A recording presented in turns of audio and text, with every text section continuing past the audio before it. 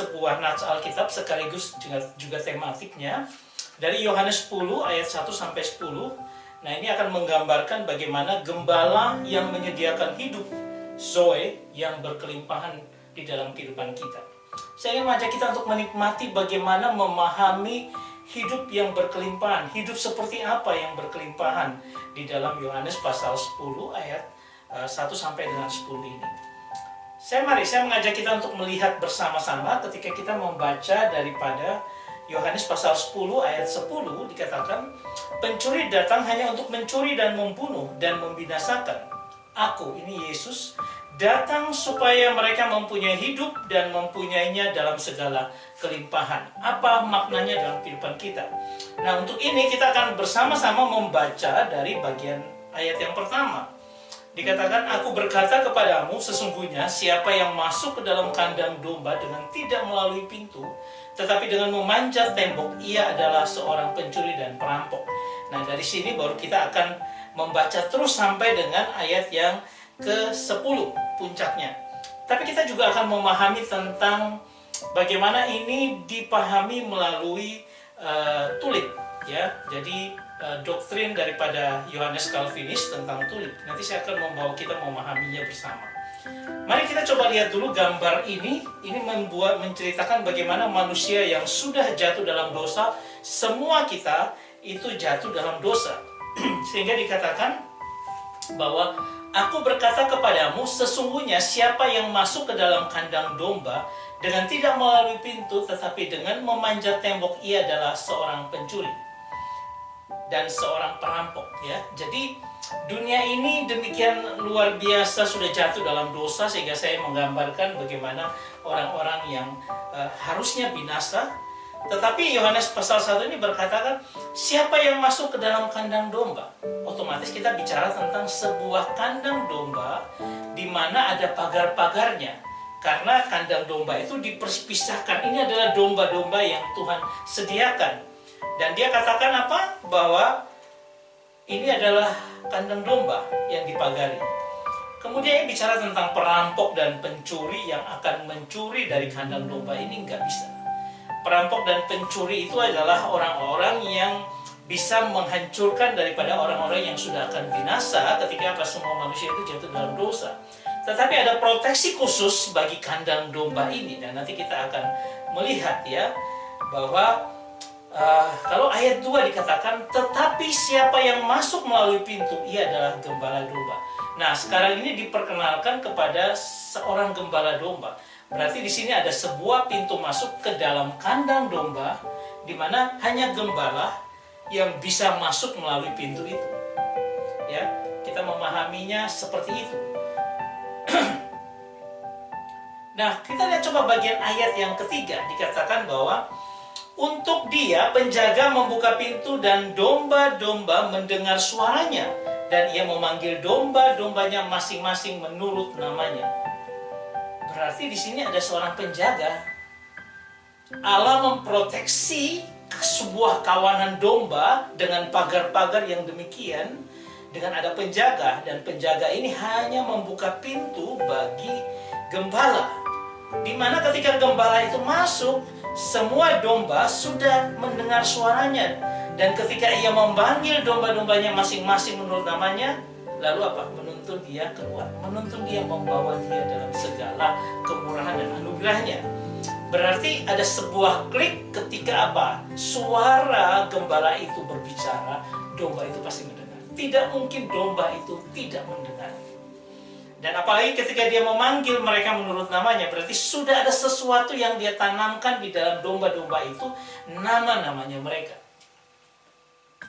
Nah, sehingga kita bisa melihat bahwa ini adalah si gembala yang menuntun mereka keluar dari kawanan, bukan keluar dari kasih anugerah. Pagar yang luar biasa, itu pagar itu tetap.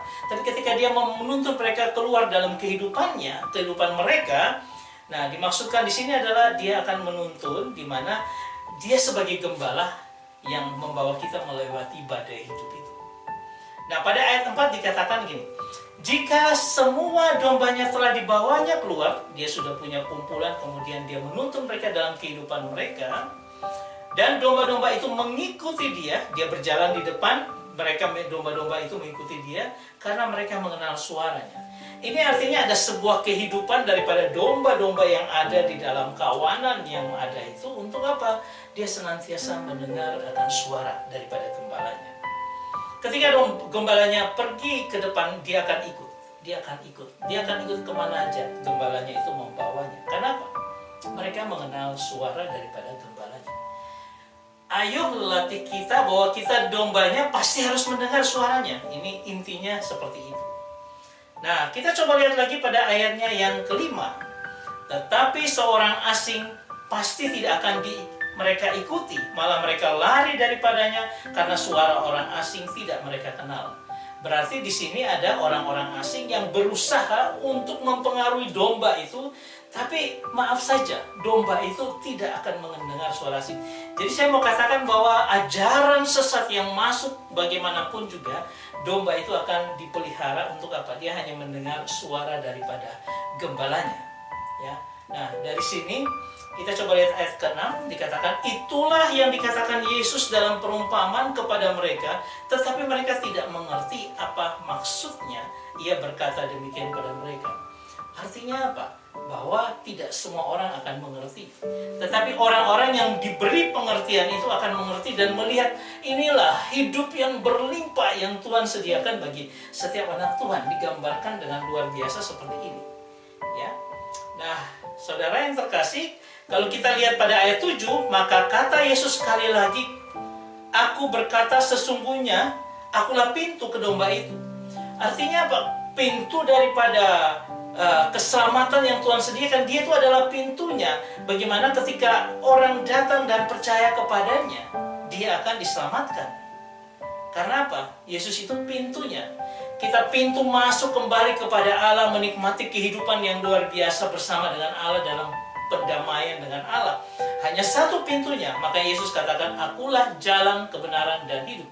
Tidak ada seorang pun yang datang kepada Bapa kalau tidak melalui aku. Itu pintu yang dikhususkan untuk domba-domba itu. Ya. Dan ayat ke-8 dikatakan, semua orang yang datang sebelum aku adalah pencuri dan perampok, dan domba-domba itu tidak mendengarkan mereka. Ya, kita diprotek sedemikian, pencuri dan perampok tidak akan merampas akan apa yang Tuhan sudah miliki. Artinya apa yang sudah ada dalam kawanan domba yang dipilih Tuhan. Nanti kita akan melihat lebih jauh lagi ketika kita mengaplikasikannya di dalam tulip, ya, doktrin daripada Johannes Calvinis, di mana kita akan melihat lebih jelas. Nah, pada ayat yang ke-9 dikatakan, akulah pintu. Barang siapa masuk melalui aku, ia akan selamat. Ingat, satu-satunya keselamatan melalui Kristus. Ia akan masuk dan keluar dan menemukan padang rumput. Artinya apa? Kalau kau melewati akan pintu itu, kau akan mendapatkan keselamatan, perdamaian dengan Allah, dan engkau akan keluar menikmati padang rumput. Karena domba-domba itu disediakan padang rumput yang berumput hijau yang Tuhan sediakan bagi domba-domba pilihannya. Sehingga kita tahu bahwa pada ayat yang ke-10 dikatakan bahwa pencuri datang hanya untuk mencuri dan membunuh dan membinasakan. Aku datang supaya mereka mempunyai hidup dan mempunyainya dalam segala kelimpahan. Nah, ini dia, segala kelimpahan yang luar biasa. Bagaimana Tuhan menjadi pintu, Tuhan masuk mendapatkannya dan membawa mereka keluar ke padang rumput.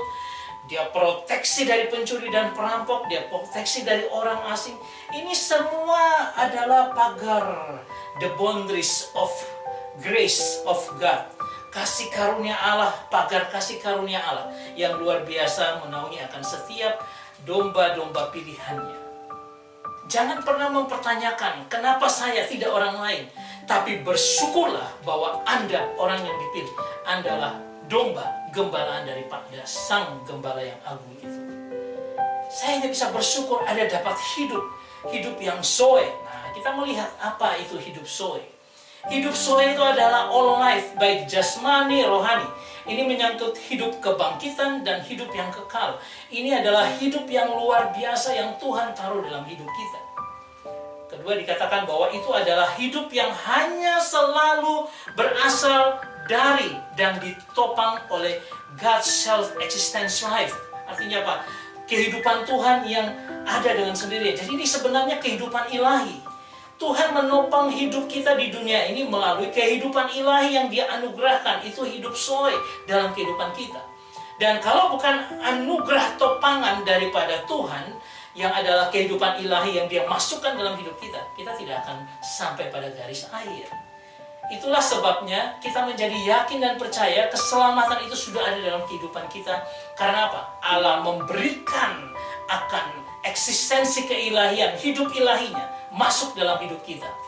Dan itu akan terus kita kembangkan. Kita mengenal Kristus semakin hari untuk semakin hari semakin kuat dalam kehidupan kita. Tapi itu proteksi pemeliharaan Tuhan yang luar biasa. Nah, zoe itu juga bisa dikatakan hidup yang intim dengan Tuhan dan dianugerahkan dengan kemampuan keilahiannya. Bayangkan kalau kita hidup intim dengan Tuhan dan Tuhan masukkan hidup ilahi itu dalam kehidupannya. Apa yang terjadi? Saya mau katakan bahwa ada kebutuhan kehidupan yang Tuhan akan pancarkan melalui hidup kita, melalui kehidupan ilahi yang masuk dalam hidup kita melalui 9 buah roh. Kasih, sukacita, damai sejahtera, kesabaran. Itu bukan hidup yang biasa saja, tapi hidup yang luar biasa. Bagian yang kedua adalah kebutuhan hidup dalam pelayanan. Bahwa Tuhan akan memberikan hidup yang luar biasa itu melalui karunia-karunia. Karunia bernubuat, melayani, mengajar, menasehati, memimpin, karunia murah hati, karunia bahasa, karunia menyembuhkan, karunia melakukan mujizat.